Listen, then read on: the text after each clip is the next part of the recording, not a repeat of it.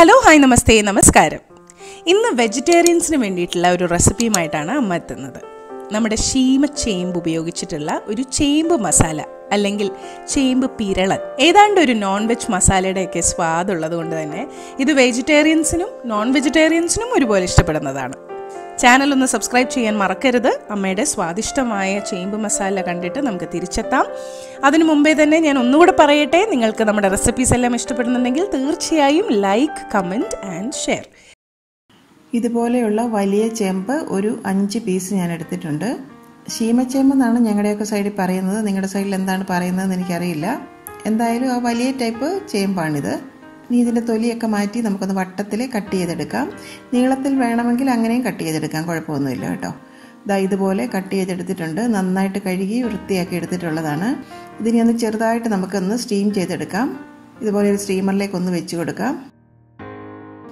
ഇതിനെ ഒന്ന് അടച്ചു വെച്ചൊരു 10 മിനിറ്റ് ഒന്ന് സ്റ്റീം ചെയ്യണം. നമുക്കൊന്ന് തുറന്ന് നോക്കാം. ഒരു പകുതി വേവായാൽ മതി, മുഴുവനായിട്ട് വേകണ്ട, അപ്പോൾ പിന്നെ അത് പൊടിഞ്ഞു പോകും. ഇത്രയും മതി. ഇനി നമുക്ക് ഫ്ലെയിം ഓഫ് ചെയ്യാം. ഇതിലേക്ക് ആവശ്യത്തിനുള്ള ഉപ്പും കൂടി ചേർക്കാം. ഒരു 1/2 ടീസ്പൂൺ മഞ്ഞൾപ്പൊടി കൂടി ചേർക്കാം. കൈകൊണ്ടൊന്ന് നന്നായിട്ട് പുരട്ടിയെടുക്കാം. കഷ്ണങ്ങളിലേക്ക് ഉപ്പും മഞ്ഞൾപ്പൊടിയൊക്കെ ഒന്ന് നന്നായിട്ട് പുരട്ടിയെടുക്കണം. പാനിലേക്ക് വറുക്കാൻ ആവശ്യമായിട്ടുള്ള ഓയിൽ ഒഴിച്ചു കൊടുക്കാം.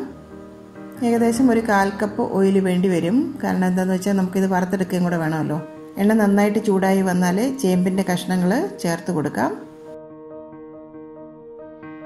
ഒരു വശം മൂത്ത് കഴിഞ്ഞാൽ മറുവശം ഒന്ന് തിരിച്ചിട്ട് ഒന്ന് ചെറുതായിട്ട് വറുത്തെടുക്കണം. ഇതിനി നമുക്കങ്ങ് കോരി മാറ്റി വെക്കാം. അപ്പോൾ മുഴുവൻ ചേമ്പ് കഷ്ണങ്ങളും ഇതുപോലെ തന്നെ വറുത്തെടുക്കാം. മുഴുവനായിട്ട് വറുത്തെടുത്തിട്ടുണ്ട്. ബാക്കി വന്ന ഓയിലിലേക്ക് 1 ടീസ്പൂൺ കടുക് ഇട്ടെന്ന് പൊട്ടിച്ചെടുക്കാം. കടുക് നന്നായിട്ട് പൊട്ടി വന്നാൽ അതിലോട്ട് 2 തണ്ട് കറിവേപ്പില ഒന്ന് മുറിച്ച് ചേർത്ത് കൊടുക്കാം. ഒരു 2 വറ്റൽമുളക് കൂടി ചേർക്കാം. അതിലോട്ട് 3 ടേബിൾ സ്പൂൺ തേങ്ങാക്കൊത്ത് കൂടി ചേർത്ത് കൊടുക്കാം. ഇനി 1 ടീസ്പൂൺ പെരിഞ്ചീരകം ഒന്ന് ചതച്ചെടുത്തതാണ്, അതും കൂടി ചേർക്കാം. എല്ലാം കൂടി ഒന്ന് വഴറ്റിയെടുക്കാം. ഇനി അതിലോട്ട് ഒരു ചെറിയ കുടം വെളുത്തുള്ളി നന്നായിട്ട് ചതച്ചെടുത്തതാണ്, അതുകൂടി ചേർത്ത് കൊടുക്കാം. ഒന്നങ്ങ് വഴറ്റി കഴിഞ്ഞാൽ അതിലേക്ക് 1/4 ടീസ്പൂൺ മഞ്ഞൾപ്പൊടിയും കൂടി ചേർത്ത് കൊടുക്കാം. 2 ടീസ്പൂൺ മല്ലിപ്പൊടി കൂടി ചേർക്കുന്നുണ്ട്. 1/2 ടീസ്പൂൺ ഗരം മസാല ഫ്രഷായിട്ട് പൊടിച്ചത്, അതും കൂടി ചേർക്കാം.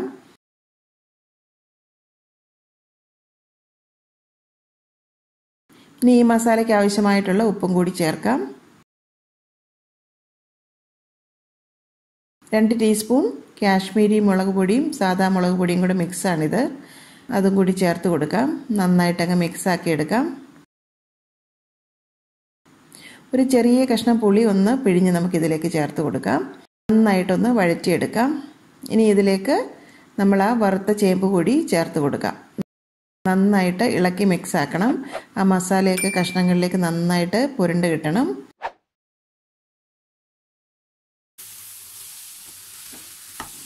മസാലയൊക്കെ കഷ്ണങ്ങളിലേക്ക് നന്നായിട്ട് പിടിച്ചിട്ടുണ്ട്. ഇനി അതിലേക്ക് 1 തണ്ട് കറിവേപ്പില കൂടി ചേർത്ത് കൊടുക്കാം.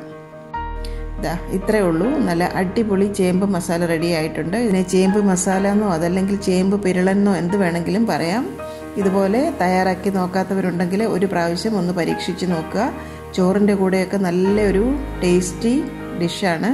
അപ്പോൾ റെസിപ്പി നിങ്ങൾക്ക് ഇഷ്ടപ്പെട്ടാൽ നിങ്ങളുടെ അഭിപ്രായങ്ങൾ കമൻറ്റ് ബോക്സിലിടാൻ മറക്കണ്ട. എൻ്റെ അമ്മയുടെ ഇന്നത്തെ ഈ റെസിപ്പി നിങ്ങൾക്ക് ഇഷ്ടമായെങ്കിൽ ഈ വീഡിയോ നിങ്ങൾ തീർച്ചയായും ലൈക്ക് ചെയ്ത് ഷെയർ ചെയ്ത് ഞങ്ങളെ സപ്പോർട്ട് ചെയ്യണം. ഒപ്പം തന്നെ കറി വിത്ത് അമ്മ സബ്സ്ക്രൈബ് ചെയ്യാനും ബെൽ ഐക്കൺ ക്ലിക്ക് ചെയ്യാനും മറക്കരുത്. പെട്ടെന്ന് തന്നെ ഞാനും അമ്മയും മറ്റൊരു റെസിപ്പിയുമായി എത്തും. അതുവരേക്കും നന്ദി. Good bye.